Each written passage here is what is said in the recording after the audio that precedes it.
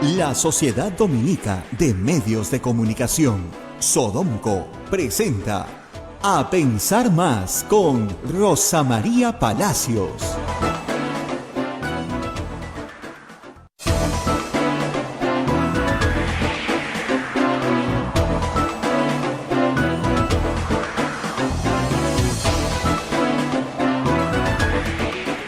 Señoras, señores, muy buenos días. Bienvenidos a Pensar Más con Rosa María Palacios a través de las emisoras de la Sociedad Dominica de Medios de Comunicación, Sodonco. La Sociedad Dominica de Medios de Comunicación está integrada por Radio Santa Rosa en Lima, Radio Santo Domingo en Chimbote, Radio San Martín en Arequipa, Radio Cepagua en Ucayali, Radio Quillabamba en La Convención y Radio Madre de Dios en Puerto Maldonado. Estas son las emisoras dominicas del Perú. A esta red de radios se une otra red, otro conjunto de radios amigos que transmiten este programa en este o en otro horario. En Huánuco está Radio Huánuco, en Ayacucho Radio La Voz de Ayacucho, en Puno Radio Pública, en Ancash Radio Moro, en Huancayo Radio Cumbre, en Satipo Radio Milenio, en Abancay Radio Estación Solar, en Yurimaguas Radio Oriente, en Cajamarca Radio Los Ángeles, en Lampa Radio San Valentín, en Cerro de Pasco Radio Activa, en Guanta Radio Continental, también Onda Digital TV nos pone sus pantallas, también AM Yagua nos pone en podcast en todo el Perú y el mundo, y usted también nos está viendo por las plataformas móviles del Facebook de Radio Santa Rosa, de Radio Quillabamba, el canal de YouTube de Radio Santa Rosa y nuestra página web que es www.radiosantarosa.com.pe. Hoy día es 4 de enero del 2022, como anunciamos la semana pasada. Rosa María esta semana está de vacaciones, pero estamos pasando los interesantes programas de balance que se hicieron en los últimos días del año pasado, porque hay que evaluar para empezar este nuevo año y en qué se debe mejorar. Hoy día Rosa María nos va a comentar sobre el problema que tienen nuestros niños, que la educación, cómo anda en nuestra patria. Es un presidente maestro, pero lo que tenemos y lo que ha sido más afectado en esta pandemia justamente es el sector educativo, y parece que todavía tenemos que esperar hasta el mes de marzo para que nuestros niños vuelvan a las escuelas. Y además tendremos una interesantísimo análisis del momento político con Fernando Tincopa del Centro Puiñac. Así es que hoy día vamos a compartir con eso, y rápidamente ya saludo a Rosa María en este 4 de enero y vamos a escuchar primero el comentario sobre el tema educativo. Rosa María, adelante, por favor. Muy buenos días, Abel. Estamos probando una nueva locación. Me he trasladado ya fuera de Lima a aprovechar el sol durante el día. Y, por supuesto, hoy es el Día de los Santos Inocentes, pero les prometemos que hoy día no van a haber bromas en este programa, porque Abel y yo, la verdad, no hemos tenido tiempo para pensar alguna. Pero lo primero, tenemos que hacer las menciones correspondientes de los auspiciadores de este programa. Así que empezamos con la Pontificia Universidad Católica del Perú.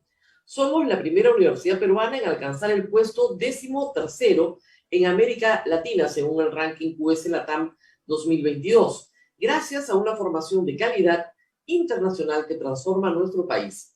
Pontificia Universidad Católica del Perú. Hotel La Cuesta de Caima, de la Asociación Santa Catalina Decena de las Madres del Monasterio de Santa Catalina. Es la mejor opción para tu estadía en Arequipa. Lo recaudado por el hotel sostiene las instituciones de apoyo social de las madres que benefician a niños, niñas, mujeres y adultos mayores en estado de vulnerabilidad. Informes en el Facebook e Instagram del Hotel La Cuesta de Caima, Arequipa. Policlínico Ángeles de la Salud. Ofrece servicios de calidad en salud a precios al alcance de todo. Servicio de rayos X, mamografía, laboratorio de análisis clínico, ecografías, colonoscopías, endoscopías, tópico, farmacia y servicio de ambulancia. Contamos con un staff de médicos de alta calidad y modernas instalaciones con todas las normas de bioseguridad. Las madres dominicas del convento de Santa Catalina contribuyen con sus oraciones por la salud física y espiritual de nuestros pacientes. Calle Antero Peralta A10, urbanización San José, Humacoyo, frente a la iglesia del Sagrado Corazón de Jesús en Arequipa. Colegio Sagrado Corazón Sofiano, 74 años al servicio de la educación en Arequipa, formando integralmente a la niñez y juventud desde la pedagogía de luz y verdad. El proceso de admisión para el año 2022 está abierto. Colegio Sagrado Corazón Sofiano, formamos en luz y en verdad. El colegio privado Reina Bilingüe, Reina de los Ángeles, situado en La Molina, Lima, tiene como meta la educación en las virtudes cristianas para construir una sociedad más humana, más fraterna y más feliz. El colegio bilingüe La Asunción, perteneciente a la congregación de las Hermanas Dominicas de la Inmaculada Concepción, ubicado en Trujillo, La Libertad, brinda una educación a jóvenes y niños basada en las virtudes y en la espiritualidad dominica. Colegio Santa Anita brinda educación católica desde el diseño curricular Luz y Verdad. Es una gran opción a los papás que buscan para sus hijos una educación de calidad con valores. Cuenta con docentes en el manejo de los entornos virtuales de aprendizaje para el desarrollo de habilidades de los alumnos que los hagan competitivos en la sociedad. Colegio Santo Tomás de Aquino, de los Padres Dominicos. Ofrece excelencia académica y formación cristiana para la vida. Abre el proceso de admisión para el año 2022 para primaria y secundaria. Informes en los teléfonos 987-11-8509 y 426-3390. Colegio Santo Tomás de Aquino, 129 años formando en valores cristianos. Estos han sido todos nuestros auspiciadores. Y bueno, al terminar el año, uno siempre hace balances. ¿Qué pasó este año en la política, en la economía, en la salud, en la familia, en la sociedad peruana? Pues ayer hicimos una larga enumeración de las cosas buenas que habían pasado. Y claro, luego conversamos con el doctor Ugarte, el doctor Oscar Ugarte, quien fue ministro de Salud, para hablar de lo que consideramos fue la mejor noticia del año y lo que también hay que decirlo ha sido un triunfo para la humanidad. Pero hoy día vamos a hablar con Fernando Tincopa de política. Y ahí los balances, creo yo, les anticipo, no van a ser tan hermosos. Él es un especialista del Centro Wiñac, observador, analista político, politólogo, observador de la sociedad. Y yo le pedí a los oyentes de Radio Santa Rosa que hicieran en Twitter, en sus cuentas de Twitter, algunas sugerencias sobre lo peor que ha pasado en el año 2021. Ya no lo mejor, empezamos siempre con lo mejor. Ahora vamos a analizar lo peor. Y de acuerdo a lo que ellos me han dicho y a lo que yo creo, yo he hecho también mi lista de las cosas muy malas que ojalá cambien radicalmente en el año 2022. Para eso hacemos la lista, para que se vaya todo eso del Perú y regresen otras cosas mucho mejores. Y lo peor del Perú, número uno en mi lista de este año, es la educación. Y con mucha pena hay que decirlo. No es un problema solo de este gobierno, ojo. Son 2 años sin que jóvenes y niños vayan a sus clases escolares y universitarias. 2 años con todos los centros educativos del Perú cerrados o en las últimas semanas semicerrados, pero no trabajando a plenitud. Salvo algunas escuelas rurales que han tenido un programa especial, pero en general la educación en el Perú sigue estando cerrada. Y se desarrolla de manera virtual con todas las limitaciones que son muchísimas que la virtualidad tiene. Generando, y creo que esto es lo más grave, un severo daño en la salud mental de millones de niños peruanos. Cerrando ventanas de aprendizaje, sobre todo en la lectoescritura. Y probablemente condenando a una generación a arrastrar severas deficiencias en la comprensión lectora. Que un presidente de la República como Pedro Castillo, siendo maestro, asuma la presidencia era una gran esperanza de que esto cambiara. Sin embargo, no ha sido así. Y ahí lo que estaba mal se puso feo, porque el presidente de la República ha priorizado su lucha sindical sobre el bienestar de los niños. Sacar adelante su FENATE, que antes fue CONARE, que antes fue MOADEF, ha sido muchísimo más importante que la salud mental de los niños. Pelearse con el SUTEP ha sido mucho más importante que los niños. Estas peleas con la derrama, con Patria Roja, con los maestros que están en el Congreso, que desprecian la meritocracia y que se niegan a dar examen, un examen que se viene abajo, con una filtración que deja a cientos de miles de maestros sin posibilidad de ascender. Es decir, el problema no solamente es administrativo, es de profunda corrupción dentro del sector magisterial, donde se hace cualquier cosa para pasar un examen, dando un pésimo ejemplo a los alumnos peruanos. La situación de la educación está en una fase crítica. Antes de partir, porque hasta ahora no tenemos ministro de Educación, el exministro dejó una resolución para el inicio de clases el próximo año. Una resolución que en algunos aspectos, hay que decirlo, es una burla a los padres de familia. ¿En qué cabeza cabe que en marzo los niños van a ir 4 horas al colegio? ¿Quién los va a cuidar mientras sus padres tratan de trabajar? ¿Tiene una idea el Ministerio de Educación del impacto económico de tener a una familia completa metida entre una casa, alrededor de una mesa, con internet paupérrimo, tratando de trabajar todos a la vez?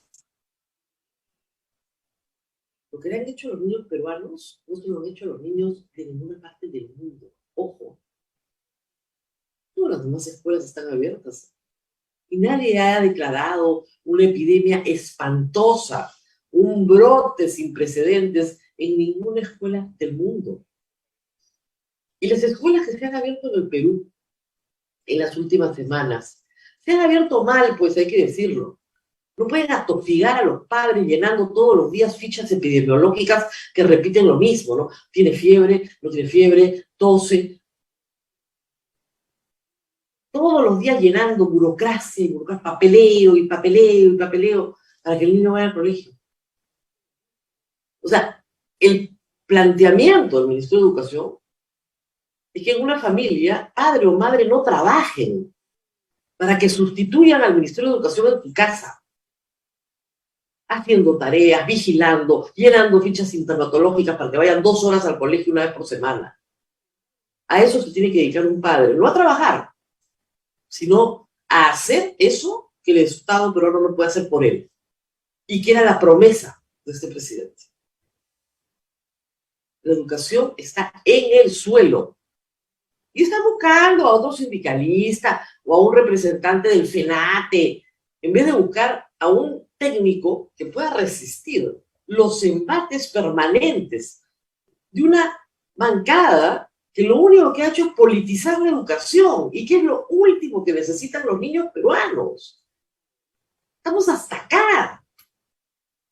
Han politizado la educación, la han convertido en un campo de batalla entre facciones de la izquierda peruana, en medio de una pandemia. Los niños pudieron resistir a duras penas el primer año, el segundo año ya no lo resistieron. Ya no lo resistieron. No hay ningún programa en este momento de acompañamiento a los profesores para volver a clase. No hay ninguna capacitación en salud mental para que los profesores observen lo que está pasando en su aula, para que ayuden a los niños que están en problemas, a los niños que están con estados de ansiedad, una tristeza. Esas depresiones, ¿quién las va a atacar? O no están viendo lo que está pasando, o no tienen hijos los maestros peruanos. Claro que los tienen, están tan molestos como yo con lo que está pasando en el sector de educación. Un joven universitario puede aguantar, y a veces muchísimos han tenido que postergar proyectos profesionales. Pero lo que no puede la educación universitaria, a la vez de toda esta desgracia, es tener que vivir defendiéndose frente a un Congreso que se tiene que tirar abajo, que se quiere tirar abajo a la SUNEDU por los negocios particulares de unos cuantos congresistas o de propietarios de universidades truchas que están tratando de sacar lo que sea en el Congreso. La educación es lo peor que ha ocurrido este año. Lo peor. El retroceso no se va a poder medir hasta que los niños regresen al colegio y todas las pruebas de entrada comiencen a decir en qué grado de calamidad estamos. De repente esto no lo sabe mucha gente, pero los seres humanos tenemos una edad óptima para aprender un idioma extranjero, para aprender a leer y escribir. Esa edad óptima es antes, ¿no es cierto? El aprestamiento es antes de los 5 años.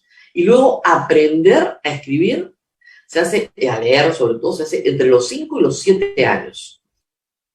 Primer grado y segundo grado. A los 8 años un niño pasa a tercer grado y sabe leer y escribir.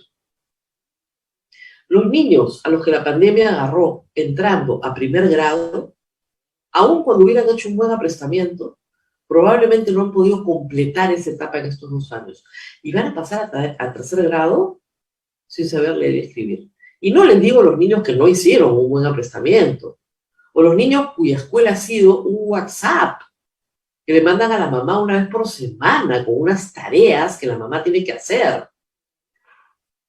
Esos niños no saben leer y escribir. No saben leer y escribir y pasan a tercer grado. Lo que ha generado el Ministerio de Educación es una generación de analfabetos. Esto es gravísimo.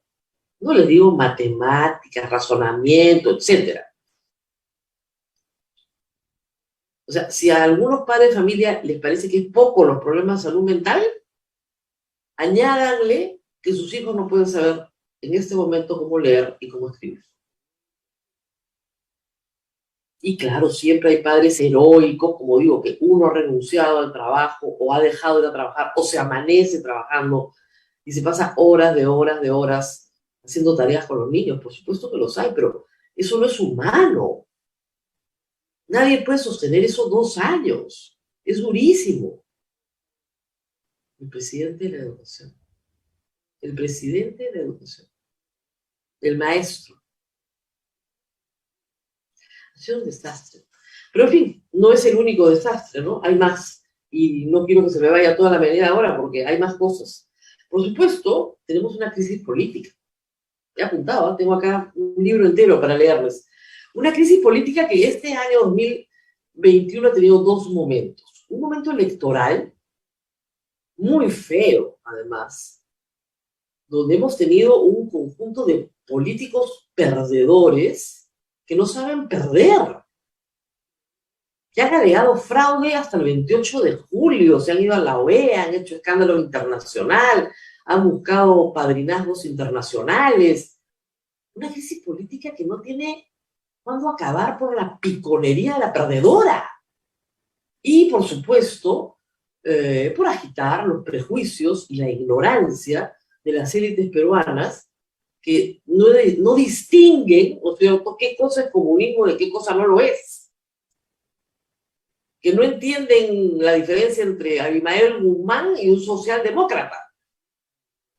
No la entienden por ignorancia profunda en cultura, que es muy común en las élites peruanas, lamentablemente, teniendo tantas oportunidades de leer algunos libros, y también, por supuesto, porque los perdedores se dedicaron a soliviantar a una población que estaba aterrorizada, que descubrió tarde que el presidente de la República no es rey ni emperador, y que hay una constitución que le fija límites, y son esos límites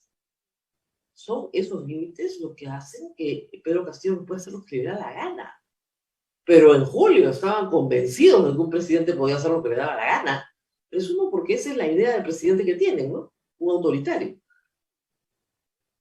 La campaña sacó lo peor que he visto en mi vida en una campaña. Lo peor de las personas. Pero, claro, algunos me decían anoche, eso es bueno, porque realmente se le cayó la máscara a mucha gente. ¿Eh? ¡Qué bárbaro! Personas que jamás habían emitido una opinión política diciendo tontería y media. Bueno, todavía no se arrepienten, ¿eh? Los del fraude todavía no se arrepienten. Ni un poquito se arrepienten de haber engañado a la gente. Como decíamos ayer, ¿cuánto daño hizo el doctor Bustamante diciendo que la vacuna Sinopharm era agua destilada, ¿no? Un daño espantoso. Bueno, igual, lo del fraude causó un daño espantoso, porque hizo perder el tiempo, porque no hubo una transición adecuada, porque no se pudieron concentrar en fijarle límites al gobernante que estaba entrando. Y el otro momento de la crisis política viene con el clásico peruano, yo te disuelvo, yo te bajo, que terminó con una moción de vacancia presidencial que fue, bueno, puesta de lado hace pocos días, pero que va a volver en 2022 de todas maneras. No tengan duda. Esa moción se quedó a 6 votos de ser admitida a trámite. Necesitaban 52, tuvieron 46. El día que pase a trámite, necesitará 87 votos. Pero reitero, las vacancias en el Perú se construyen por oleadas sucesivas. Y es poco probable, y así lo cree la mayoría de los peruanos, que Pedro Castillo termine su mandato. La correlación de fuerzas en el Congreso es muy precaria. Y todo depende de las buenas o malas decisiones que tome. Y aquí viene lo siguiente, sobre una crisis política que generó y que genera todavía enorme incertidumbre. Mira la corrupción. Esa vieja amiga de todos los gobernantes. Y por supuesto apareció Bruno Pacheco y sus llamadas al jefe de la SUNAT, la Casa de Breña, el Girón Zarratea, Bruno Pacheco de nuevo y los ascensos militares, Bruno Pacheco de nuevo y sus reuniones también con los proveedores de Petroperú, porque también está metido ahí, su amiga Karelín López que entra y sale y que consigue contratos fabulosos para sus patrocinados, todo esto dentro del Palacio de Gobierno. Ya no estamos hablando de allegados, de Perú Libre, de los dinámicos del centro, ¿no? Estamos hablando del Palacio de Gobierno. Lo de Petroperú ha sido un escándalo. He visto ayer al presidente de la República, disculpen, hablando tonterías en Talara. Le han devuelto una operación, han devuelto la operación, que en este momento produce 500 barriles diarios, que es poquísimo. Bueno, él dice que con eso va a salvar a millones. Y las tropelías que se están cometiendo en Petroperú, tendríamos que tener otro programa. Hemos explicado varias veces. Son unos sinvergüenzas. Le están poniendo ruedas a Petroperú para poder cargárselo. Y el presidente habla de del fortalecimiento de la empresa para pasar a la producción. Petroperú no puede producir sin un socio. No puede y no debe. ¿Saben por qué no debe? ¿Saben cuál es el negocio ahora en Petroperú? No asociarse con nadie, sino contratar directamente proveedores ellos. Lo que quieren es tener proveedores. La palabra clave es proveedores. ¿Quiénes pagan las coimas en el Perú? ¿Ah? Los proveedores. Es bien difícil que tu socio, en una relación de 20, 30, 40 años, ¿no es cierto?, te coimee. Pero tu proveedor lo tienes que contratar todas las semanas y todo lo que están controlando en Petroperú es la línea de proveedores. Lo de Samir Abdubayev ha sido realmente bueno que se sepa porque cometió el error de visitar Palacio. Una persona que aparece en la investigación de Walter Ríos como el proveedor de las prostitutas. ¿Qué hace reuniéndose con el presidente de la República? ¿No hay alguien que googlee siquiera?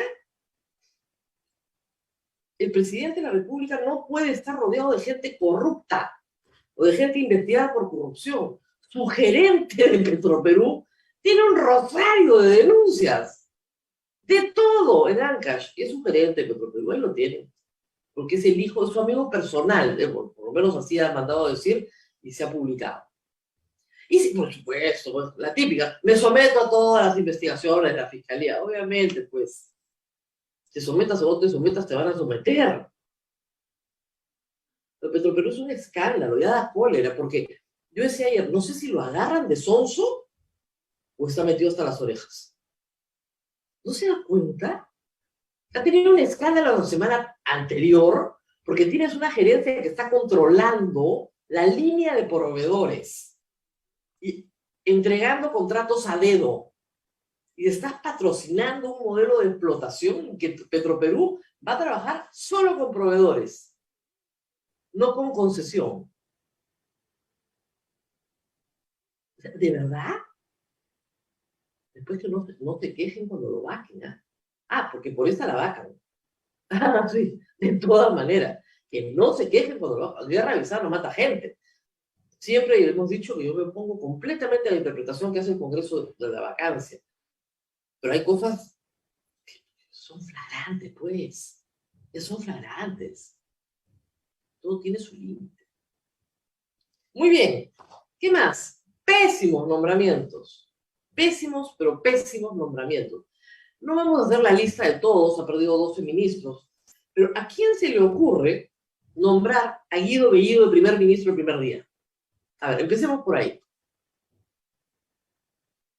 Por más colorido que sea entrevistar a Guido Bellido, que le guste ir a los medios, a pecharse con la gente, ¿no? Ya, por más colorido que sea eso, por más insultos en quechua que pueda proferir, esa fue la idea de Vladimir Cerrón. Es una pésima idea, y ahora Vladimir Cerrón está de nuevo mandando cartas y diciendo cómo se tiene que nombrar en el gabinete, los caviares abajo, nosotros encima. Pésimos nombramientos. ¿Cuánto le duró el primer ministro? Ni 2 meses. Eso es parte de la crisis política, por supuesto, también.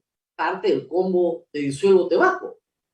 Pero también hay una decisión propia de Pedro Castillo. ¿A quién pongo primer ministro? Ya, al que le reviente la vida a mis enemigos políticos. Claro, no dura nada. El deterioro es brutal. Para no hablar, pues, de Iber Maraví, una persona que aparecía en atestados policiales donde era sindicado como integrante de Sendero Luminoso. O el señor Barranzuela, que animaba a la gente días antes de ser nombrado en Pichari, diciéndole no a la erradicación, y él era el ministro del Interior. Por no hablar de un ex guerrillero como Héctor Béjar. O sea, ¿qué le pasa? Esos son tal vez los más escandalosos, pero pueden ir ustedes ministerio por ministerio y ver, o sea, no nombras de jefa de Sutran a una persona que roba en supermercados. Que dicho sea de paso, entiendo que renunció y no le han aceptado hasta ahora la renuncia y sigue despachando, ¿no? Entiendo, porque esas cosas pasan en este gobierno. El ministro de Transportes, bien atornilladito, ¿eh? Llevan 5 meses, no hay forma de moverlo. ¿Por qué? El Ministerio de Transporte es el ministerio que más plata mueve en obra pública. Pésimos nombramientos asociados a varias cosas, entre ellas corrupción. ¿Qué es lo más feo que ha pasado este año? Estamos haciendo un recuento. Y hemos dicho la educación, la relación permanente de crisis política con la incertidumbre que eso trae, corrupción, pésimos nombramientos y, por supuesto, el alza de costo de vida. Porque hay una inflación mundial y la pandemia trajo pobreza. La pandemia ha traído desempleo. El ministro del Interior está convencido que la gente es rica en el Perú, pero eso se lo cree él, pues el resto no. Hemos crecido al 13%, claro, el año pasado decreciste al 11,5%, o sea, no es que hayas crecido mucho, y todavía tienes a miles de peruanos en la informalidad, de donde no van a volver a la formalidad. Jamás van a volver a la formalidad con el esquema laboral peruano que tenemos. No van a volver. Ya el 80% del Perú está en la informalidad con el esquema laboral que tenemos. E insiste, trabajo con derechos. A ver, consíguete uno, pues. Claro, dentro del Estado, de repente. No estoy seguro. ¿Qué más? cosas feas también han pasado. Y recientes. El gobierno no tiene ningún plan de seguridad ciudadana. Esa es la verdad. Con mucha pena por Avelino Guillén, que creo que es un buen abogado y ha sido un buen fiscal y ha sido un buen defensor de los derechos humanos. ¿Cómo es posible que autorice una deportación administrativa a personas que no han cometido ningún delito en el Perú? 2 o 3 días antes de Navidad las han sacado de sus casas, las han tratado de meter a un avión, las metieron a un avión, listas para expulsarlos de nuevo a un país del cual han huido porque tienen hambre. Y el presidente dice que él es católico. Bueno, yo no sé su pastor, pero el mío me manda a leer la parábola del buen samaritano. Uno se enteró de que eso es parte de la Biblia también. Lo que han hecho con los venezolanos en esta Navidad es un crimen, porque generan una sensación de inseguridad espantosa, que en cualquier momento pueden venir, patearles la puerta y sacar a mujeres, a niños, a personas inocentes y meterlas en un avión para hacer un show con el presidente de la República. No es la primera vez que se hace, ¿eh? Ojo, lo hizo Vizcarra también. Y se lo criticamos duramente y no lo volvió a hacer. Esta vez ni siquiera pudo despegar el avión. Y ojalá que no despegue nunca ese avión. Ojalá que el presidente haya aprendido la lección y no despegue nunca ese avión. Eso es una crueldad. Eso denigra a las personas. No es digno de un país como el Perú. Está mal. Es feo. Pero en fin, vamos a seguir hablando de más cosas, a ver, porque ya es tarde, ¿no? Son las 8:30. ¿Vamos a la pausa?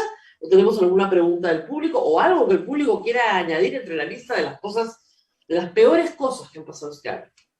Así es, Rosa María, y ya está con nosotros Fernando Tincopa, pero antes de eso hay una pregunta. Hoy día va la señora Zoraida Ábalos, fiscal de la Nación, a interrogar, es el término, al presidente de la República. A requerir ¿Qué su testimonio, ¿no? ¿Qué implicancias tiene eso para el presidente de la República? El presidente de la República en ese caso es testigo, ¿ok? O sea, todavía, hasta donde yo sé, no está en calidad de investigado. Lo que le van a tomar es su testimonio sobre el caso, cosa que han hecho otros presidentes, ¿ah?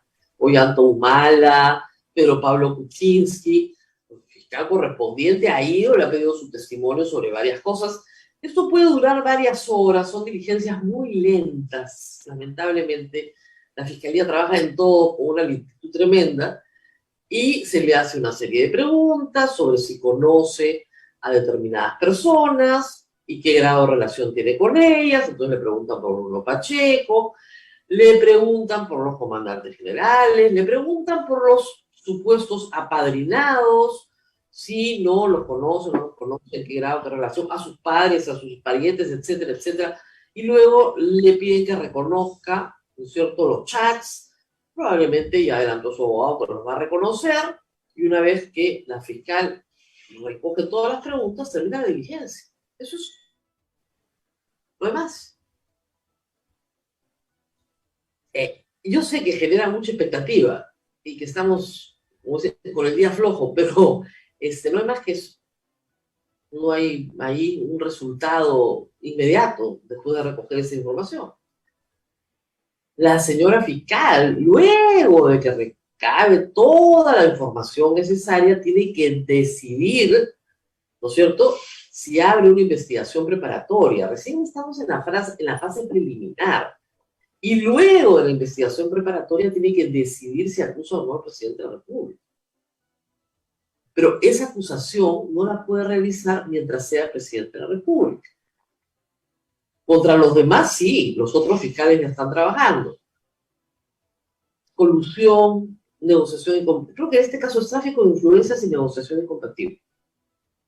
Pero no es el único caso. El otro caso es Petroperú. Y yo creo que en el caso de Bruno Pacheco, y el tema de la SUNAT, habría que ver si alcanza el presidente de la República o no. O sea, Bruno Pacheco utilizó el WhatsApp contra el jefe nacional de una manera, miren, no hay mucho más que investigar.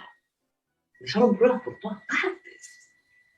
O sea, le pide por causas específicas, por expedientes específicos, le pide torcer la ley para beneficiar a personas específicas. Es casi la definición, ¿no es cierto?, del delito. Vamos a ver qué pasa. Pero hoy día simplemente le van a preguntar al presidente si conoce a todos los involucrados. Ha adelantado su defensa que no conoce a los oficiales recomendados. Claro, no los conoce personalmente, pero conoce a sus padres. ¿Ok? O a sus parientes o a sus amigos. Entonces la fiscal va a indagar sobre eso, indagar. Recogen toda la manifestación del presidente, firman, y la señora fiscal de la Nación se va. Como les digo, con la información recogida, ella decide si hay mérito para abrir una investigación preparatoria. Hasta ahí puede llegar. No creo que pueda llegar a la acusación porque la Constitución lo prohíbe. Eso es todo lo que puede avanzar. Así que no se hagan muchas ilusiones. Miren, para que se hagan una idea, ¿no? Pero Pablo Kuczynski todavía está en investigación preparatoria. Todavía el fiscal no decía si lo acusa o no. Y lo sacaron del poder hace 4 años. 4 años. Entonces, hay un tiempo político de un tiempo judicial. El periodismo normalmente va de la mano con el tiempo político, pero no es el tiempo judicial. Muy bien, Abel, vamos a la pausa y regresamos. Vamos a la pausa y regresamos. Bien, estamos transmitiendo el programa que se emitió el 28 de septiembre y viene un análisis muy importante de toda la coyuntura política vivida durante el 2021 con Fernando Tincopa. Pausa y volvemos. Sodomco, Sociedad Dominica de Medios de Comunicación.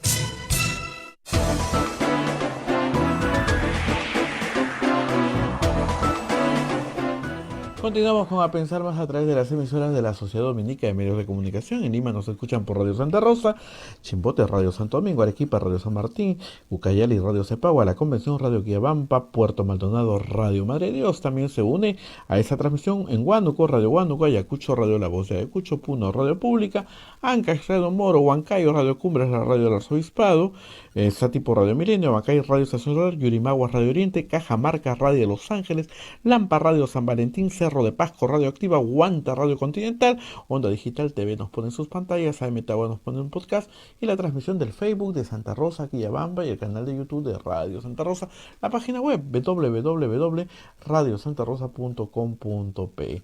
Vamos al interesante balance del año 2021 con el representante del Centro WINAP, Fernando Tincopa y Rosa María. De verdad que hay muchas cosas que tenemos que tener mucha atención para que este año ojalá no se vuelvan a repetir. Adelante. Gracias a Fernando Tincopa por estar con nosotros. Y empecemos. Vamos a hacer un poco de recapitulación de este año. Y empecemos con la primera parte del año, que a veces nos olvidamos. Francisco Sagasti, presidente, se mantiene hasta el 28 de julio, no sin dificultad, hay que decirlo. Hubo un embate casi permanente del Congreso en la idea de censurar con mayoría simple a la mesa directiva para colocar a otro presidente. Esa primera parte del año, ¿cómo la ves hoy ya en perspectiva? Me parece que tienes razón, que esa primera parte del año tampoco estuvo exenta de crisis, ¿no? Aunque crisis quizás sea la palabra que más ha caracterizado este año.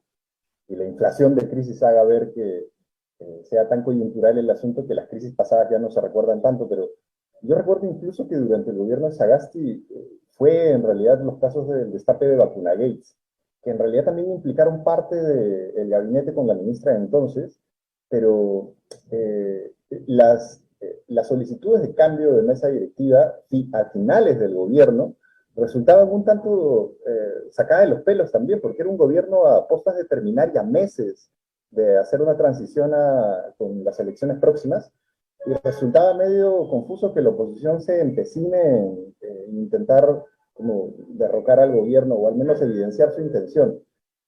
Cosa que también ha sido un factor común en esta última parte del año con la oposición, que intenta hacer lo mismo con el pedido de vacancia del presidente, aún sabiendo que no tienen los votos y haciéndolo explícito, solo como un uso, digamos, de rendición de cuentas que obliga al presidente a asistir al Congreso para declarar. Así que El quizás las dos Congreso, partes del año han sido similares, en grados distintos. claro, digamos, el Congreso anterior, el que cubre un poco más de un año de mandato, es un Congreso letal en materia constitucional. Y lo digo porque el Tribunal Constitucional ha sido al Congreso que más normas le ha derogado, a pesar de que no duró sino apenas un año y una fracción. O sea, esto es realmente sorprendente, si se quiere poner de alguna manera, pero además es un Congreso responsable de derrocar a un presidente, colocar a un presidente propio, tener que aceptarle la renuncia y luego negociar una salida. Eso, digamos, ha tenido consecuencias en la primera parte del año, consecuencias muy difíciles para el Perú, que desembocaron en el siguiente momento, que fue el momento electoral. Y ese momento electoral se ha distinguido también por la crisis del fraude. Visto a la distancia también de nuevo, ¿cómo evalúas ese periodo, digamos, de junio y julio de este año? Y agosto, ¿no? Pero junio y julio sobre todo.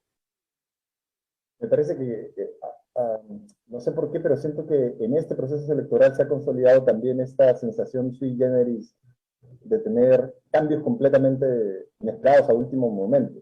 La primera vuelta fue producto de eso, y el sostenimiento de la campaña de segunda vuelta ha traído consecuencias que las vemos reflejadas hasta ahora. Ha evidenciado, digamos, los grados de polarización a los que pueden llegar no solo, digamos, los partidos políticos y los representantes, sino también parte de la sociedad en el afán de apoyar una u otra postura, y esa polarización evita llegadas a consensos y un montón de otras cosas que se evidencian cuando tienes un Congreso como el actual. Pero el Congreso siempre va a ser una parte, digamos, deslegitimada, representante de todo lo negativo político, siempre tiene menor popularidad incluso en promedio que la del presidente, y habría que ver también al presidente porque la campaña de segunda vuelta fue una campaña que ya daba muchas de las características de lo que iba a hacer este gobierno. El presidente no daba declaraciones, el presidente tenía una actitud un poco, digamos, con rasgos que daban guiños de lo que podían ser sus actitudes en el gobierno, cosa que se están plasmando. Y sobre todo, me parece que la campaña evidencia la poca preparación al momento de hacer la transición entre el candidato y el gobernante. Porque probablemente no solo le pasa al presidente, pero sino todos los representantes de cargos públicos elegidos por votación tienen el problema de no conocer al gobierno desde dentro del gobierno, o siquiera teóricamente el funcionamiento del Estado, la estructura de una política pública, la ley de contrataciones, o siquiera como cosas de conocimiento básico que le ayudarían en su gestión. Y lo que estamos viendo entonces en esta primera etapa es que la primera parte del gobierno también ha evidenciado que existe una desconexión total entre las aspiraciones ideales lanzadas en campaña y la realidad que choca la cara a los políticos cuando tienen que hacerse cargo de un país que necesita no solo capacidades, sino también gestión en el día a día, cosa que tampoco me parece que ha sido como característico de este gobierno. Ese segundo momento, además del fraude famoso que jamás existió, retrasó la transición. Es decir, el gobierno entrante no tuvo creo que ni una semana para hacer comisiones de entrega, etc. A pesar de que la administración de Sagasti había preparado todo, prácticamente no hubo mucho tiempo para discutir cuadros que además no los tenían, ni para buscarlos. Y eso se refleja en el primer gabinete. Otro hito importante del año. Guido Bellido juramenta, de sorpresa, para todos los peruanos y creo que para parte de su gabinete. Pedro Franque se niega a juramentar, Aníbal Torres también. Se produce la primera crisis ministerial el 28 de julio, lo cual ya es casi un símbolo de lo que iba a hacer el resto del gobierno. ¿Qué pasó ahí? Justamente tienes razón que el momento de la transición a ejercer el poder, si bien no es una completa excusa, sí afecta, digamos, la gestión de la administración del gobierno, la configuración del gabinete y estas cosas que podrían haber tenido mayor anticipación, en realidad se evidencian que pues, resultan ser un poco improvisadas. Me parece que en ese momento es el momento clave en el que el gobierno decide su postura frente, por ejemplo, a posturas como las de Perú Libre y el ala dura del serronismo, y adopta o va adoptando una tendencia hacia lo que quería hacer, que es un gobierno, digamos, más cercano a Chota que a Huancayo, porque la cuota de miembros serronistas en el gabinete, si bien no es reducida, tenía la figura del premediato, y eso lo hace importante en términos de participación.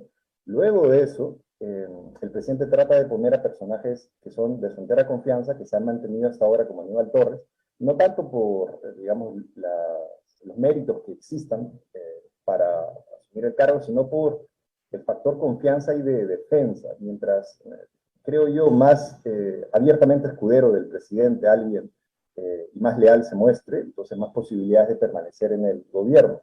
Y no está mal, el problema es que se tendría que combinar con el factor meritocracia, que no solo ha sido el caso de los ministerios, sino también de los viceministerios, de las direcciones y de los pequeños cargos que han sido la segunda parte de la receta.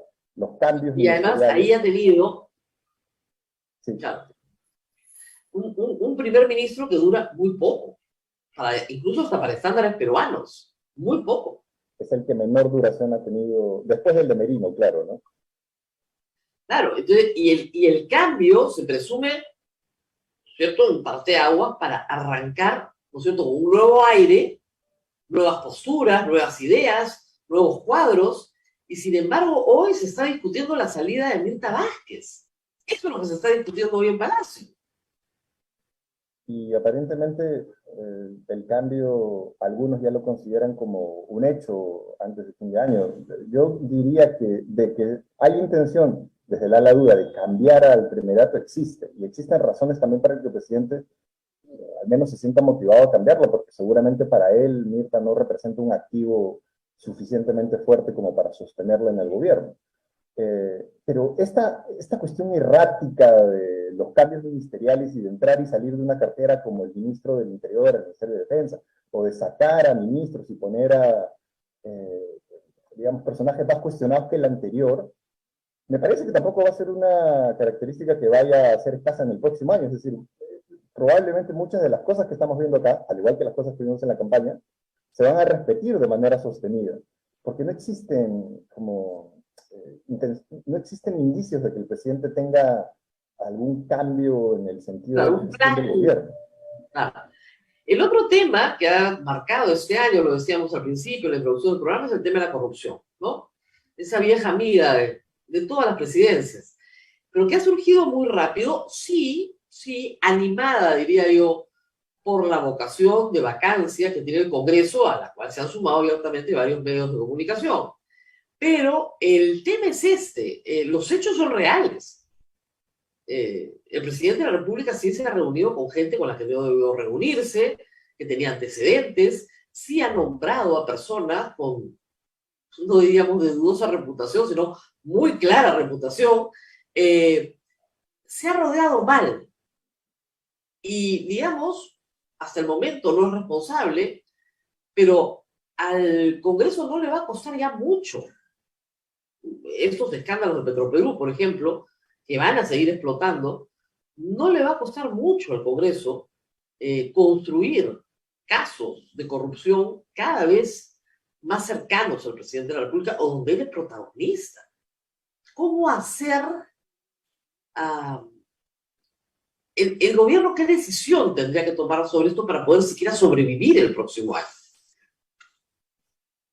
Siendo fríos, uno diría que si el gobierno quiere mantener el pie dentro de Palacio, lo que debería hacer es asegurarse el Parlamento a través de una alianza más estrecha con la bancada, primero, de Perú Libre. Eso obliga al presidente a radicalizarse o al menos a adoptar parte de su agenda. En segunda, comenzar a formar alianzas y estas cosas que los políticos tradicionales hacen en cuanto a las conexiones con partidos de centro, negociar intereses regionalistas de algunos congresistas y fortalecer el vínculo, digamos, para asegurar la cantidad de votos en el Parlamento. Claro, pero hay que ver qué puede ofrecer. O sea, Cerrón ayer ha mandado un manifiesto diciéndole, tú me das ministerios, consolidas tu bancada, eso sí, a los caviares les ponemos una cuotita, ¿no? Los caviares son la izquierda de Verónica Mendoza, que él desprecia. O sea, todo el Perú está viendo, y eso es bueno, hace docencia, que no todas las izquierdas son iguales, ni se consideran iguales. Se pelean entre ellas, y se pelean de las maneras más feas. Pero bueno, entonces él ya le mandó el programa al presidente. Le ha dicho, el gobierno es conmigo. ¿Eh?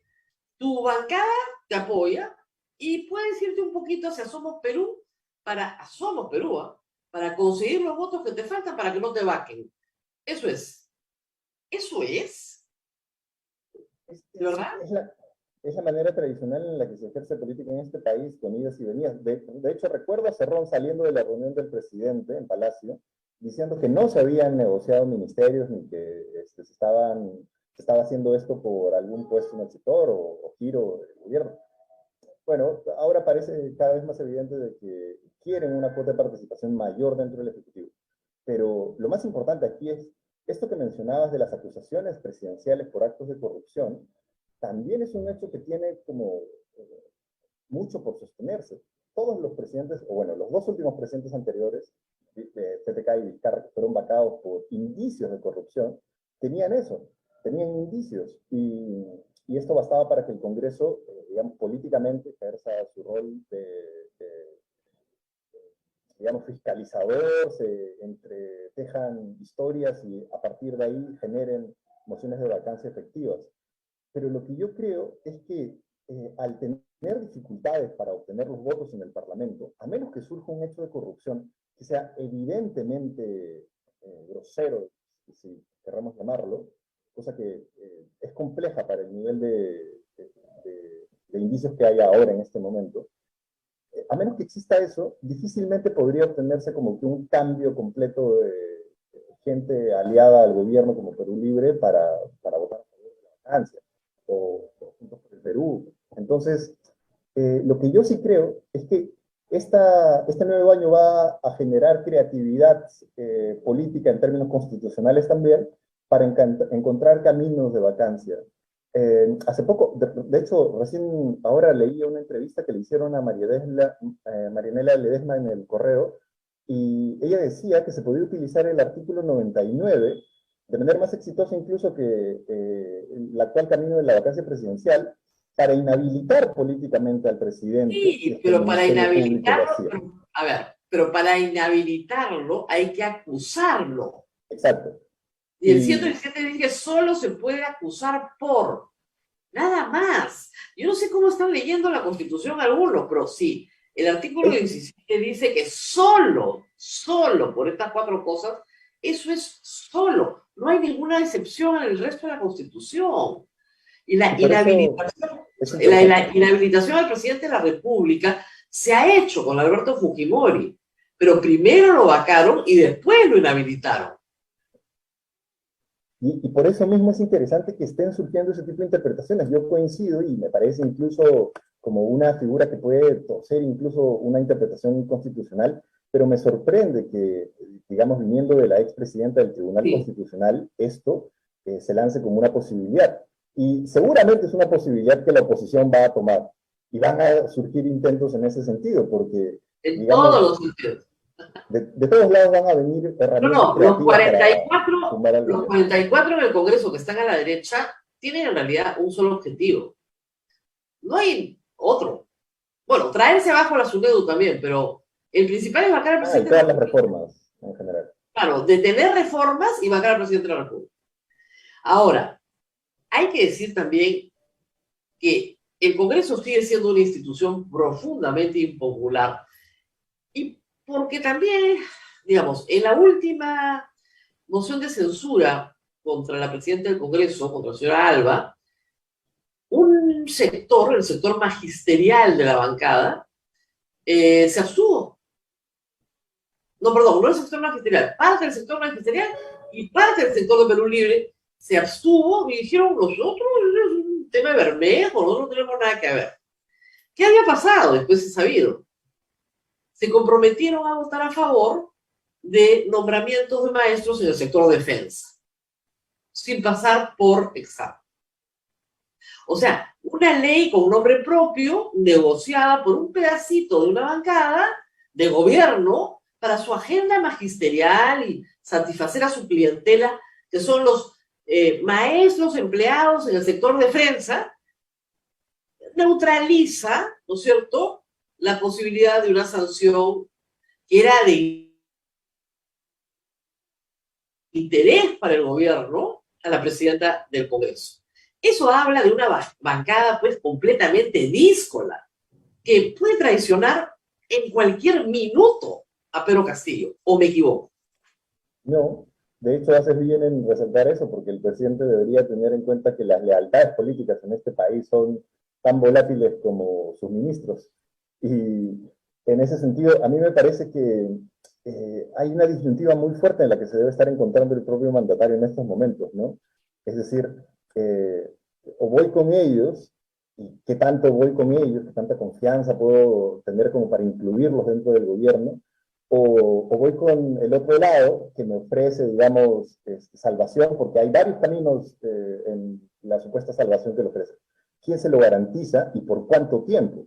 Porque yo tampoco veo, digamos, con una predisposición altísima a Vladimir Cerrón, a Guido Bellido, de enfrentarse como escuderos del gobierno en caso surjan como críticas o actos de corrupción. De hecho, ya lo hemos visto. Han habido 3 congresistas de Perú Libre que se estaban mostrando a favor de evaluar su voto en la vacancia. Y estos eran mensajes directos para el presidente. Es decir, como nuestro apoyo en realidad cuesta en términos de la cercanía que deberías tener con nosotros para asegurar tu puesto. No, o sea, lo único que falta es que se hagan unos polos que digan se vende, pero de verdad, o sea, que sea el mejor postor. Ojo que tampoco es exclusivo de la bancada de Perú Libre. Claro, que es decirle al presidente, bueno, si no quieres que te vaquen, nosotros somos tu bancada, ¿no? Pero, ¿qué nos vas a dar? Y ojo que yo quiero ser presidente del Perú, la verdad. ¿No?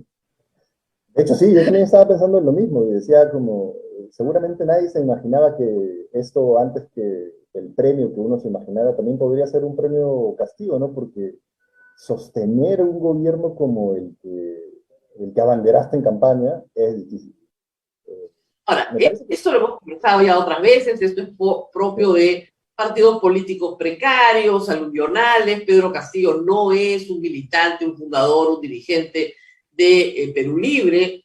Si el presidente fuera Vladimir Cerrón, me imagino que las cosas funcionarían de otra manera, pero es lo que hay. Y sobre lo que hay, hemos hablado de las cosas difíciles de este año, hay que hacer una perspectiva para el próximo.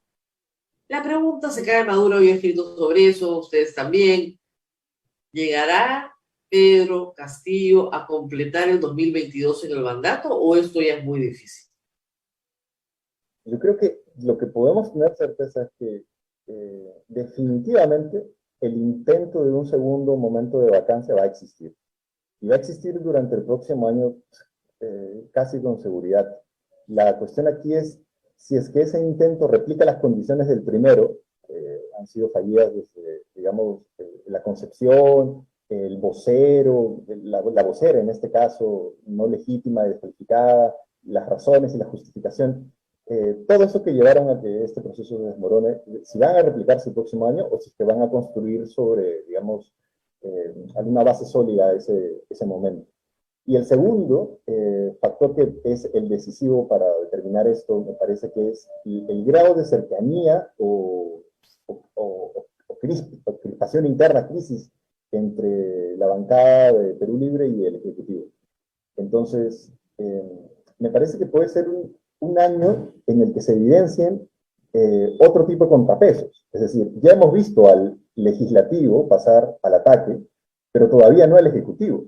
Y si el Ejecutivo cree que su cabeza se defiende, digamos, pasando al ataque, polarizando, como lo hizo Vizcarra con el Congreso, y asumiendo un rol de digamos, de mandato populista, estando a favor del pueblo y en contra de las élites que gobiernan el país, y un discurso de ese tipo, lo que vamos a ver es un grado de crispación muchísimo mayor que va a incrementar las dos posibilidades. Que el Ejecutivo tenga, perdón, que el Legislativo tenga intenciones de vacar al presidente y que el presidente tenga intenciones de radicalizarse cada vez más para sostener el apoyo que le va a de póliza dentro del Parlamento, que es asegurarse los votos de Perú Libre. Y de sus Claro, o aliados. sea, esto es verdad. O sea, el Ejecutivo, cuando nombra a Bellido, parecía un acto de provocación, parecía pasando al ataque. Y eso fue lo que todos interpretamos. Pero luego, cuando nombra a Mirta Vázquez, parece que ya recogió la cometa, se separa de Cerrón, corta ese vínculo. Pero ahora estamos en un compás de espera que no sabemos si va a volver al ataque o no. No lo sabemos. Y podría volver al ataque. Pero volver al ataque, ¿para qué? ¿No? Para provocar una censura que no va a llegar nunca. El Congreso ya aprendió, ya no va a censurar el gabinete, no los puede. Es como si no los pudiera, es como si no los pudiera censurar. Digamos, si hubiera una disposición en la Constitución que les prohíbe censurar gabinetes. Entonces pueden censurar ministros, pero no gabinetes. Y no lo van a hacer. No van a volver a censurar un gabinete nunca en el Perú. Por más malo que sea. O sea, si no han censurado a Bellido, ya le dieron la confianza a Bellido, o sea, ya, pues, con Iber Maraví, o sea, con todo lo que eso implicaba, el Congreso sabe perfectamente que no puede censurar puntos, es una herramienta que no van a usar, pero sí quieren vacar. Claro que quieren vacar. Y no quieren vacar en el fondo, como todos bien sabemos, que porque teman la amenaza del comunismo mundial. Entonces, es una lucha por el poder y están tratando de convocar a otro proceso para elegir a otro presidente, no a este. Eso es así de simple y de sencillo. Pero el presidente de la República, a su vez, tiene que definir si confronta o coopera, pero no puede hacer las dos cosas a la vez y parece que, como lo hemos explicado acá, hasta el momento no lo tiene claro. Hay momentos en que confronta y hay momentos en que quiere o aspira a cooperar. ¿Cómo ves esa parte de la confrontación, la cooperación?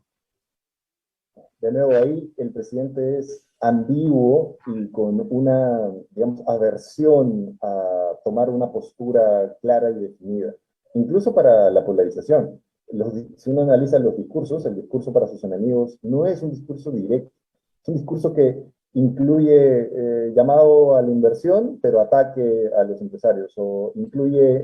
permanentemente confuso, ¿no? Permanentemente confuso. ¿no? Sí, Ya la inversión privada desconoce contratos, es absurdo, ¿no? ¿Quién te va a invertir si tú desconoces contratos? Y lo que está haciendo el Estado peruano es desconocer contratos. O sea, ¿quién va a hacer eso? ¿Quién va a invertir cuando tu primera ministra dice que mañana se cierran 4 minas y después se tiene que desdecir? No funciona así. Y ese es me parece también un factor interesante para tener en mente, porque esa polarización que hablábamos, en la que de pronto el Ejecutivo pasa al ataque ahora, se puede dar también como producto de la presión social por el descontento a las altas expectativas que el gobierno está estableciendo en los casos de los conflictos sociales mineros, pero también en la relación con los transportistas, con los agricultores. En cada uno de estos escenarios, pero ¿no te parece que esas son... gestión. Claro, pero esas son más bien relaciones clientelistas. Lo que le preocupa a la mayoría de los peruanos es el alza del costo de vida, sale así en las encuestas. Y es lo más feo que ha pasado en el año, porque había una inflación para una población no acostumbrada a una inflación y desempleo todavía no recuperado. Y esos dos factores que son tan importantes en el bolsillo de la gente, de todos los peruanos, no han sido atendidos por el presidente ni por el ministro de Economía. Salvo con un bono, que todos sabemos que la gente no quiere, la gente quiere trabajo, no quiere un bono. Claro. ¿No crees que ahí hay una falla, pues, garrafal en el enfoque? Definitivamente este es producto de, digamos, las expectativas frustradas, la mala gestión y el gobierno, y responsabilidad directa del gobierno en general. Pero aquí hay un punto. Si la percepción de la población le atribuye esos errores al gobierno y al Ejecutivo como, digamos, le corresponde por responsabilidad, entonces la popularidad del presidente irá en picada y digamos, pasará el proceso natural por el que pasa alguien que debería hacerse responsable de sus acciones. El problema está si es que el presidente construye un discurso que transfigure esa realidad y evidencia a otros como los realmente causantes de este tipo de flagelios económicos. Los empresarios, las clases elitistas que dominan el tipo de cambio, etcétera, etcétera. Si este es un discurso que se traduce a la población, entonces ya no es el presidente el foco de atención a las críticas, ni la evaluación de la gestión o de la capacidad de administración pública. Y ese es el tipo de discursos que yo creo pueden ser, digamos, un potencial peligro el próximo año en términos en los que la economía siga yendo mal, al gobierno le siga yendo mal, y esto no se vea como otra opción más que recurrir a ese populismo discursivo para sostener la cabeza de un gobierno. Necesitas un culpable. Entonces el culpable es el rico empresario o, en fin, algo que la gente puede identificar con un rostro, ¿no? Entonces, mientras el enemigo tenga rostro, es muchísimo más fácil una campaña de demonización y afirmación de mí mismo. Es un truco viejísimo en política, pero, digamos, está ahí. El enemigo importa, hay que construirlo si uno no lo tiene, y lo que necesita el señor presidente es construir un enemigo. Ahora, el peligro puede ser que si construye el enemigo equivocado, termina rebotándole a él. Entonces el truco no puede ser tan torpemente ejecutado. Y en esto sí, al final ya de esta conversación, quería preguntarte sobre eso, otro tema que ha sido complicadísimo para este gobierno, que es la relación con los medios de comunicación. Y tú como un observador, yo he dicho muchas cosas ya en este programa, pero como un observador, ¿cómo ves esta materia? Mira, yo tengo aquí, digamos, una opinión un tanto teórica que se contrasta con la realidad muy bien porque encaja. Cuando uno ve, por ejemplo, el ascenso de líderes populistas, lo que tiene son etapas e hitos. Entonces, uno ve que, por ejemplo, surge el líder carismático, surge como motivo de proteger al pueblo, lo empoderan para llegar a cargos de representación y llega a la presidencia, y luego sostiene el discurso de esta élite de sus pueblos, pero ahí es en donde la gestión, el día a día, le genera una baja en la popularidad, disminuye su aprobación. Y esto se da por dos factores, porque, digamos, los hechos de corrupción, los escándalos, las crisis del gobierno, están, digamos, dentro de una caja de resonancia que son los medios de comunicación, que son los entes legítimos para transmitir, digamos, esas cosas a la población. Y el presidente, entonces, o el líder populista en ese momento, también adopta a los medios de comunicación como parte del aparato contrario al gobierno y que se tiene que contrarrestar. Y acá hay dos caminos. O el gobierno, entonces, ejerce acciones contrarias a los medios, como en los casos de Venezuela y otros, en los que abiertamente se buscó, digamos, contrastar las versiones de los medios de comunicación con una versión oficial extensa, maquillada, y esta creación del aparato de moda. Me parece que es algo que no tiene Castillo, pero lo que él sí tiene es la intención de, digamos, no reconocer actitudes que podrían considerarse incluso democráticas para la atención del otro factor que tienen los líderes populistas, que es la aversión a la rendición de cuentas. Porque, digamos, ellos son como la voz de la representación y en ese sentido es su palabra, sin cuestionamientos, la que prima en los comunicados, en los pronunciamientos, en las ruedas de prensa sin preguntas. Y estas características son las que estamos viendo en el gobierno de Castillo. Ahora, además, mira, se reunió con un grupo de periodistas y les prometió que iba a dar entrevistas. No ha dado ninguna.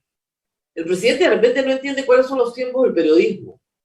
Los tiempos del periodismo son aquí y ahora. Entonces, si tú me dices hace una semana que vas a dar entrevistas y no has dado ninguna entrevista, ¿qué promesa es esa? Esa no es ninguna promesa, no has cumplido nada. No eres confiable. Y el presidente de la República para el periodismo peruano no es confiable. Ese es el problema. En lo mínimo, me refiero a confiable en lo mínimo, ¿no? En que te va a dar la entrevista, en que va a llegar a la hora, en que te va a contestar las preguntas. Estamos hablando de esos niveles, o sea, que puede ser un invitado razonable en un programa o en una empresa escrita, etc. El problema es que dice cosas que no hace. Otro factor común en el gobierno, y aunque parecería un cargamontón, es que hay evidencia como para sostenerlo. el presidente propuso cosas en campaña que no está cumpliendo o que no tiene intención tampoco de cumplir. El presidente da discursos contradictorios a días en los que dice que va a hacer una cosa y luego realiza una cosa completamente distinta. Y el presidente no parece tener en claro que su rol como mandatario también se genera no solo en construir confianza con los medios, sino a través de ellos con la población.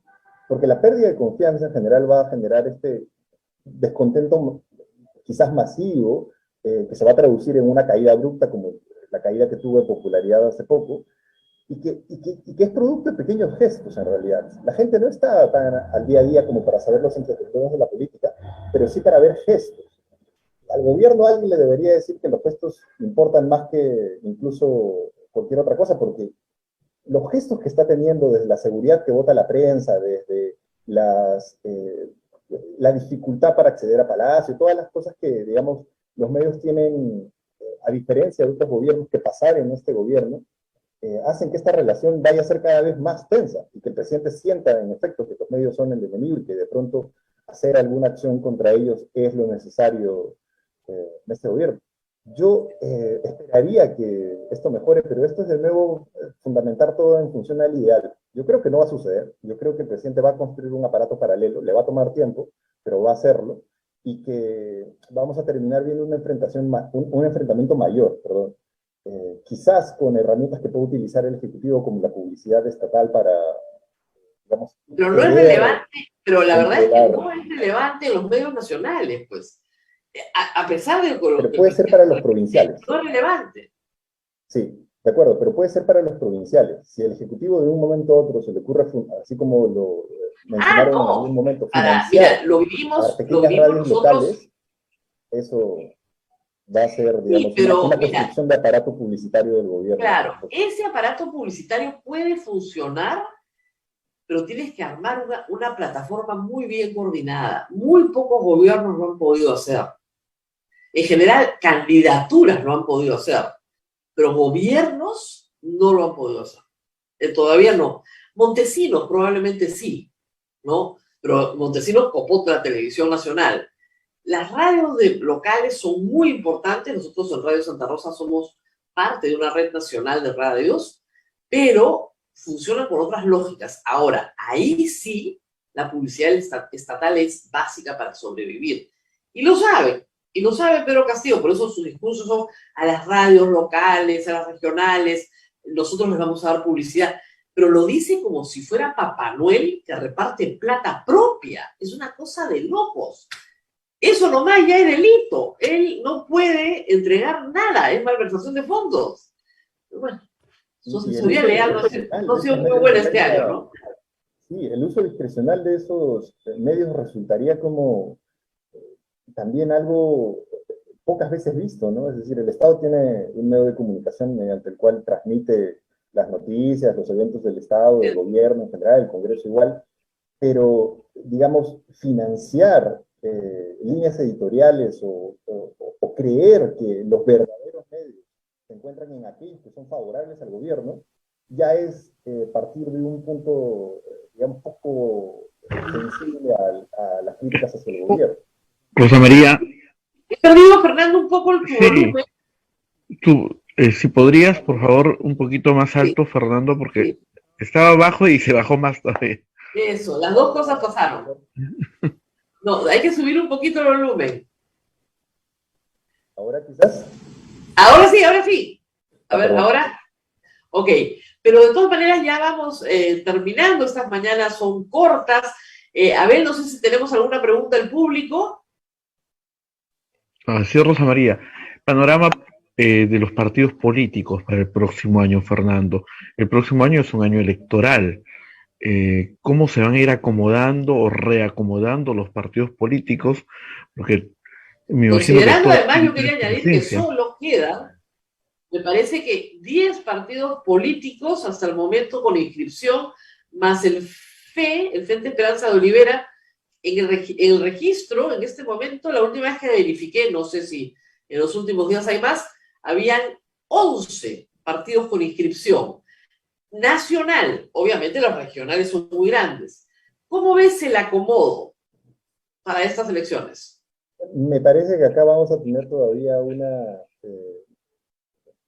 digamos, la reforma política que se planteó hace tiempo, todavía no va a dar frutos, no se va a aplicar, no es algo que vaya a mostrar características distintas a las de otros procesos, porque se van a repetir los mismos elementos. Por ejemplo, el partido en gobierno va a tener un rol predominante porque va a generar una ola de disputas por los liderazgos a la interna de las candidaturas. Y esto ya está ocurriendo, de hecho. Las inscripciones de miembros a Perú Libre, como desde los militantes y otros más, se han incrementado, duplicado seguramente en estos últimos meses y se van a seguir incrementando. Y vamos a ver un rol predominante de Perú Libre en provincias, que ya ha tenido una estructura previa, antes de las elecciones incluso. Era el único partido, digamos, regional que tenía la construcción de un aparato de bases al interior del país, y me parece que van a saber aprovecharlas, aún más con el financiamiento que van a recibir de fondos públicos. Y esto también me parece importante, porque los partidos que van a recibir financiamiento público van a tener, digamos, una ventaja inicial al momento de la elección, y van a canalizar parte, seguramente, como han estado haciendo uso casi discrecional de esos recursos, van a canalizar parte de eso a las campañas electorales al interior del país. Lo que yo veo con preocupación es que lo que se puede estar consolidando son liderazgos a la interna, al margen del partido, hostil contra varios sectores, contra sectores mineros, contra sectores industriales, digamos, contra el enemigo que replica la misma lógica a nivel nacional, de pelearse contra alguien y ser radical como una herramienta para ascender políticamente y que genera un costo político favorable, como una opción viable. Es decir, la radicalización, ya sea de derecha o de izquierda, al interior, a nivel subnacional, va a ser también como común, porque es rentable. Y lamentablemente eso va a generar liderazgo. Nos tenemos que ir despidiendo. Muy bien, Fernando, muchísimas gracias. Ha sido Fernando Tincopa del Centro Upiña, cerrando el año con nosotros, este 28 de diciembre, Día de los Inocentes, y no tan inocentes como nosotros. Nos tenemos que despedir, Abel. Abel. Gracias, Rosa María. Gracias, Fernando. Abel. Gracias. Sí. Gracias, Fernando. Gracias por estar con nosotros. Gracias, Fernando. Sí, estamos ya llegando a la parte final, Rosa María. Había la pregunta, que ya la conversé con Fernando, sobre lo que declaró ayer la señora Marielena Ledesma, ¿no? Esta luz que dio a algunas personas que no quieren al presidente en el cargo. ¿No es factible entonces por ese camino? ¿No? No. La Constitución se diseña para proteger a la figura presidencial. O sea, para eso limita los poderes y limita el poder del presidente, pero lo protege. ¿Lo protege para qué? Para garantizar la estabilidad en el cargo. ¿Por qué? Porque nuestro siglo XIX y nuestro siglo XX está plagada de inestabilidades que antes acababan con golpes de Estado militares. Entonces, para preservar la democracia, preservar la figura presidencial, el presidente no cae. ¿Se dan cuenta? No cae. Si muere, si renuncia, si se enferma gravemente, tiene que caer, pero en general no cae. Tendría que hacer algo muy grave, traición a la patria, ¿ok? Pero si eso muy grave no ha sucedido, no se puede ir porque no me gusta el resultado de la elección. Por Dios. O sea, tenemos que crecer, maduren.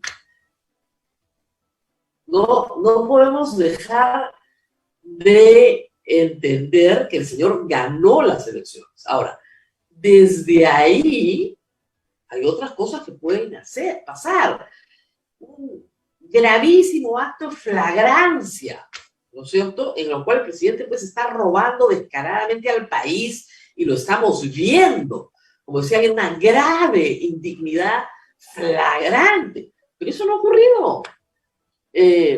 Un funcionario público, de acuerdo al juicio político del artículo 99, tiene 3 sanciones posibles: suspensión, inhabilitación o destitución.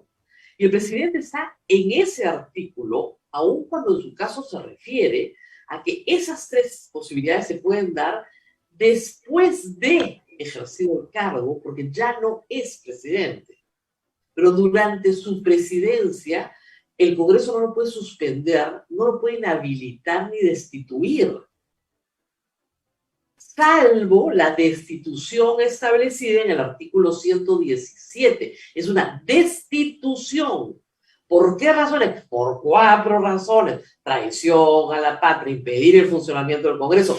Pero nada de eso ha ocurrido. Y este es un hecho objetivo. En el artículo de vacancia dice, el cargo vaca, la última es por destitución de acuerdo a el artículo 117. Solo se puede destituir al presidente por el 117.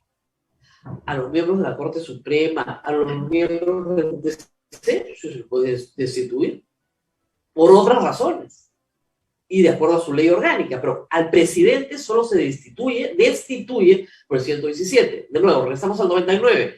El 99 permite suspender, destituir e inhabilitar. Si destituir, que es lo más grave, solo se puede hacer según el 117, no se puede inhabilitar durante el mandato. Ya, esa es una lectura pues básica, doctora. Yo entiendo que hay gente que está desesperada y lee la Constitución a ver si encuentra algo. Fue como el día en que hicieron juramentar a Mecha Arauz porque no tenían los votos para vacar a Vizcarra. ¿Se acuerdan? Solo tenían 80. Entonces, lo suspendieron en el ejercicio de la presidencia porque la suspensión no estaba regulada y lo podían hacer con mayoría simple. Interpretación Rosita Bartra. Bueno, Mecha Arauz hizo pues el papelón de su vida, y se arrepentirá de él por siempre. Por alguien que no sabe leer la Constitución o que lee cualquier cosa para buscar una salida desesperada. Si no te gusta perder las elecciones y no lo puedes soportar, no participes. O sea, el niño que no aprende a ser buen deportista, la familia se tiene que decir, si sabes que hijito, tú no puedes jugar porque eres muy picón y a ti no te gusta perder. O aprendes a perder o ya no juegas. ¿Ok? Lección de este año. Si no puedes soportar perder, no juegues. Muy bien. Yo sé que muchos me han escrito que lo mejor del año no lo he puesto ayer. ¿Sé que me ha puesto la gente a ver qué es lo mejor del año? ¿Qué? ¿Estás ahí, Manuel? Sí. El Kino de Keiko. Bien faltosos son, ¿eh? La verdad. El Kino de Keiko es lo mejor del año. El Kino. El Kino. Malos son ustedes. Muy bien. Nos tenemos que despedir y nos... Bien, este fue el programa emitido el 28 de diciembre. Muchísimas gracias por su gentil audiencia. Hay que recordarles que ayer el ministro Hernando Ceballos nos ha recordado a todos los peruanos que estamos ya entrando a la tercera ola y es una urgencia tener las 3 vacunas con la vacuna de refuerzo. Si usted no lo ha hecho, le pedimos por favor que vaya a vacunarse lo más pronto posible. Recuerde que después de la tercera dosis necesitamos 10 a 15 días para estar inmunizados.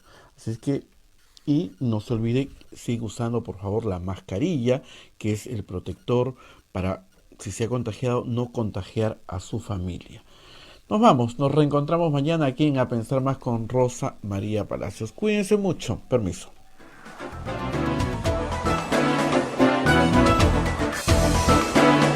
Hasta aquí, A Pensar Más con Rosa María Palacios. Este programa fue producido por la Sociedad Dominica de Medios de Comunicación, Sodomco.